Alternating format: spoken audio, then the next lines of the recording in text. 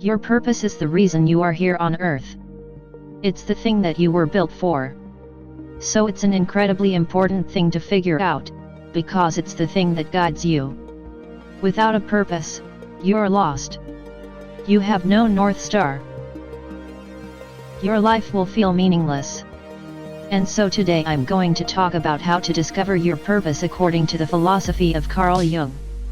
While writing what is now widely considered his central work, The Red Book, Jung discovered the purpose of his own life.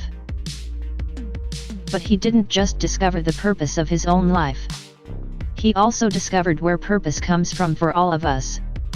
And based on my understanding of the Red Book, Jung says that your purpose is found in performing voluntary self-sacrifice. What would you willingly sacrifice yourself for? This means that your purpose isn't found in money, car, clothes, status, or any other selfing pleasure, but rather, your purpose is found in the thing that you would willingly suffer for. Your purpose lies in serving something that you deem as greater and more valuable than your own existence. But what if you can't find anything greater or more valuable than your own existence? Then you will experience life as meaningless and empty. A modern proverb states that life only promises us two things, death and taxes. And what does that mean? It means that life demands a sacrifice from us all. Death and taxes are both a form of self-sacrifice. All life is born to be sacrificed in some way. We're not getting out of this thing called life without sacrificing ourselves. Even the food that we eat is, in some way, sacrificed for our own continued existence.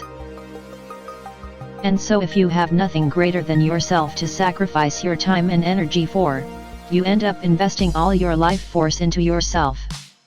But since you eventually have to be sacrificed, all the energy that you invest in yourself essentially just goes to waste. And so if all your energy is just going to be wasted, that makes your life meaningless. Without a North Star or purpose outside of yourself, your life just becomes empty and meaningless suffering.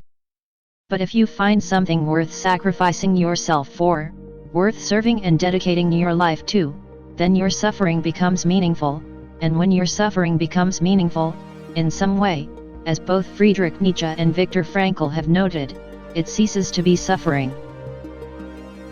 And you know this idea is true when you see it. If you see someone willing to sacrifice themselves for something greater than themselves, you tend to think that they've found their purpose. When Socrates was imprisoned by his people, he had a chance to run and escape. But he willingly sacrificed himself for the principles of truth, justice, and honor. By sacrificing his own life, he believed that he was doing what was necessary to serve his city, Athens. Jesus willingly sacrificed himself for the good of humanity. And Cato, who in some ways can be thought of as the Roman Socrates, sacrificed his life as a final resistance against Caesar's rule, because he refused to serve under someone he viewed as a tyrant. He sacrificed himself for the principles of liberty and freedom. And regardless of what you think of these three names, there's one thing you can't deny: these men all had a purpose. They were on a mission. And the reason you know that is because they all found something more important than themselves that they thought it was worth sacrificing their own lives for. But we don't need to go to big historic examples to find people who found something worth sacrificing themselves for. This happens every day. There are mothers who sacrifice themselves for their children, missionaries for their church, cops for justice, activists for equality, and soldiers for freedom. Every day, people find something worth sacrificing themselves for, and by doing so, they discover their own purpose. So what does it look like to implement Carl Jung's wisdom of voluntary self-sacrifice into our own lives? We can take it day by day and dedicate ourselves to the service of others in a way we would be willing to do.